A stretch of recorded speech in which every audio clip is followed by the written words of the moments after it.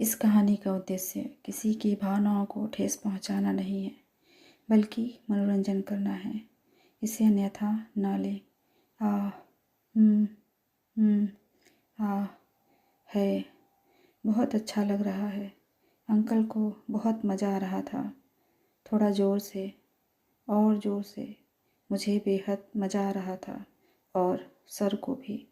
मैंने कहा, uncle, mom को कुछ मत बताना। कहानी बहुत ही इंटरेस्टिंग और रोमांटिक है दोस्तों। इसे बनाने में बहुत मेहनत लगती है। अगर आप चैनल पर नए हैं तो चैनल को सब्सक्राइब ज़रूर कर लीजिए। हेलो दोस्तों, मेरा नाम अनवी है। मेरी उम्र 23 साल है। मैं अपने माँ बाप की इकलौती संतान हूँ। पापा का बड़ा सा बिजनेस है। मम्मी भी कभी कभी पापा के ऑफिस जाती हैं। हमारा एक सुंदर सा बंगला है। 2 गाड़ी है। कारों को रखने के लिए एक बेसमेंट है। एक ड्राइवर अंकल मेरे और मम्मी के लिए है। मेरे ड्राइवर अंकल एकदम अलग हैं। ड्राइवर अंकल कुछ अजीब सा व्यवहार करते हैं मेरे साथ। पापा अपनी कार खुद चलाते हैं। अभी मैंने कॉलेज ख़त्म किया है। पहले ही प्रयास में मेरा बीएड का एंट्रेंस एग्ज़ाम क्लियर हो गया था। एक अच्छे से कॉलेज में मेरा एडमिशन हो गया। घर से कॉलेज लगभग 6 किलोमीटर दूर था। मैं पब्लिक ट्रांसपोर्ट यानी बस में जाती थी। क्लास के सारे लड़के और कोई कोई टीचर भी मुझसे दोस्ती करने की फिराक में रहने लगे थे।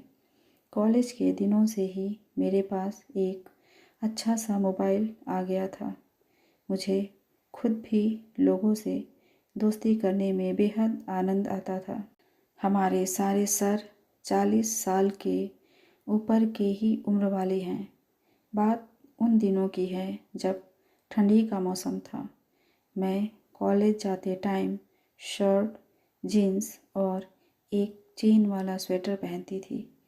क्लास में एक बेंच में सिर्फ 2 लोग बैठते थे, एक कोने में और एक कॉर्नर पर। मैं हमेशा पहली बेंच पर कोने में बैठती थी। मेरे एक सर फर्स्ट लेक्चर के लिए आते थे। सर रोज़ सुबह मेरे पास ही खड़े होकर सबको पढ़ाते थे। मैं नॉर्मल ही रहने का नाटक करती रहती थी और मैं भोली बनकर मज़े लेती रहती थी। कभी कभी सर बहुत एक्साइटेड हो जाते थे, लेकिन कैसे भी करके वो अपने एक्सप्रेशन को छुपा लेते थे। थोड़े दिन ऐसे ही चला। मुझे तो इस सब में बहुत मज़ा आ रहा था। एक दिन सर ने मुझे देखकर सबको सुनाने के नज़रिए से कहा कि आज ठंड थोड़ी कम है। मुझे तो गर्मी सी लग रही है। ऐसा बोलकर सर ने खुद का स्वेटर निकाल दिया। अब जब सर ने स्वेटर निकाला तो आधे स्टूडेंट ने भी निकाल दिया, लेकिन मैंने नहीं निकाला। सर की नज़र भी मेरे पर ही थी कि मैं क्या करती हूँ। अब मैंने भी गर्मी लग तो रही है, ऐसा बोलकर स्वेटर की चैन थोड़ी और नीचे कर दी। सर का मन अब पढ़ाने में नहीं था। तभी सर ने अपने हाथ से जानबूझकर एक किताब मेरे पास गिरा दी। जैसे ही मैं किताब लेने के लिए अपनी बेंच से नीचे झुकी, सर मुझे ही देखने लगे। मैंने भी तुरंत किताब सर को दी और ये सब अनजाने में हुआ। ऐसा नाटक करते हुए स्वेटर के चैन को पूरा बंद कर लिया।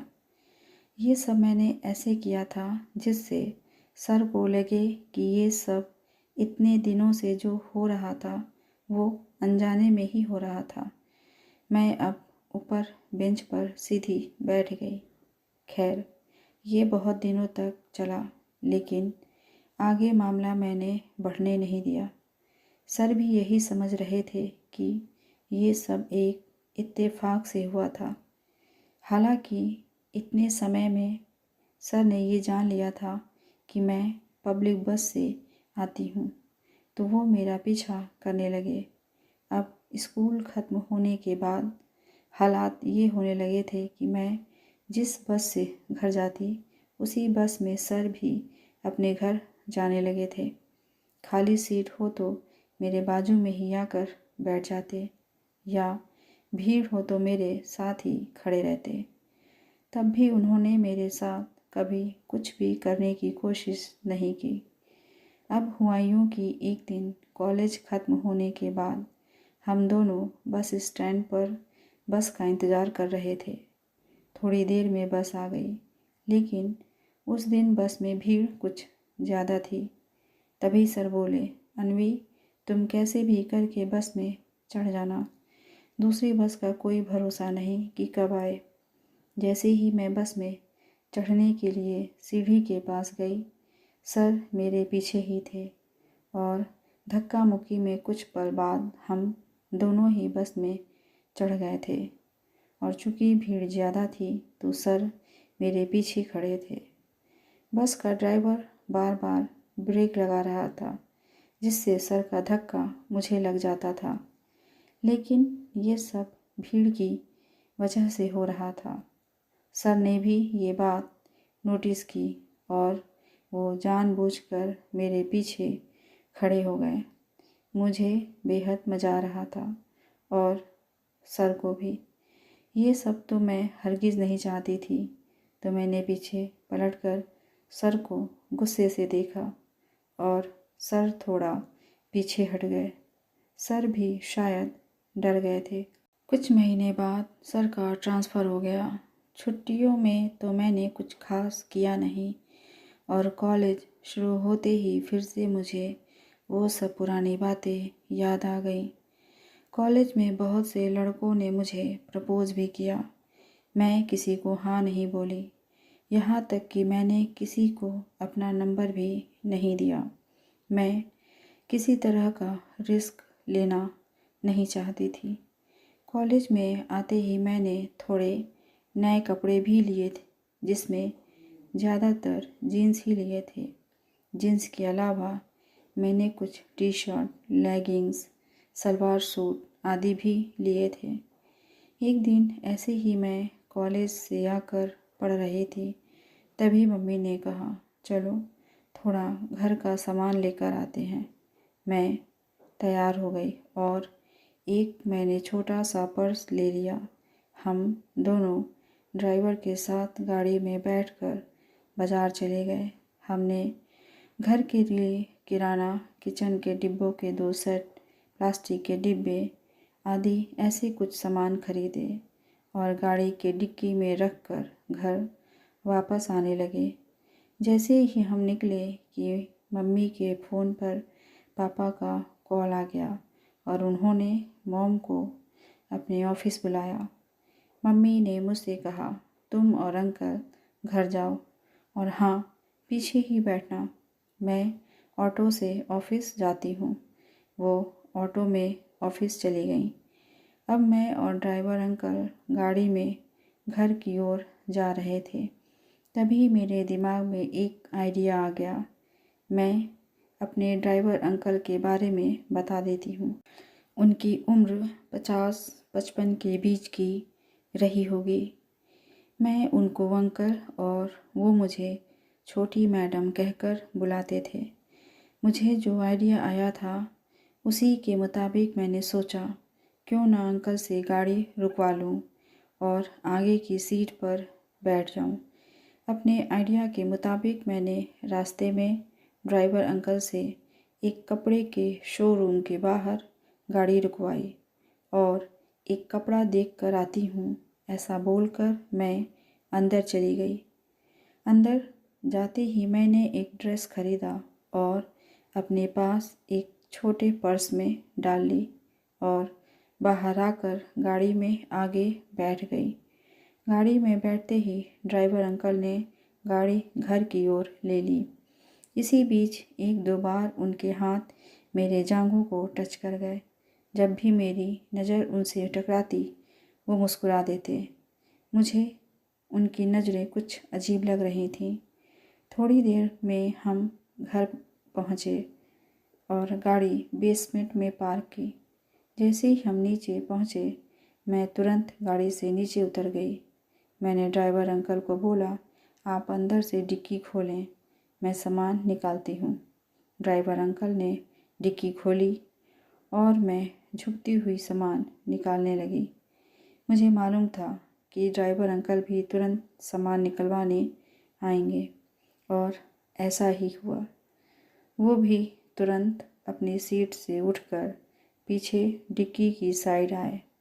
वो धीरे धीरे सामान निकाल रहे थे। मैंने नोटिस किया कि वो बार बार मुझसे टकरा रहे थे। मुझे कुछ समझ ही नहीं आ रहा था कि वो जानबूझकर कर रहे हैं या कोई और ही बात है। थोड़ी देर बाद तो हद ही हो गई। वो मेरे ऊपर ही गिर पड़े। मैंने जैसे तैसे उनको संभाला, पर ये क्या, उनका शरीर तो तप रहा था। मैं किसी तरह से उन्हें कमरे में अंदर ले गई और अपने बेड पर लिटाया। ड्रॉर से दवाई निकालकर उनको खिलाया। थोड़ी देर बाद वो नॉर्मल हुए तो वो रोने लगे। क्या हुआ, ऐसे रो क्यों रहे हैं, मैंने पूछा। तब उन्होंने बताना शुरू किया कि मेरा भी एक हंसता खेलता परिवार था।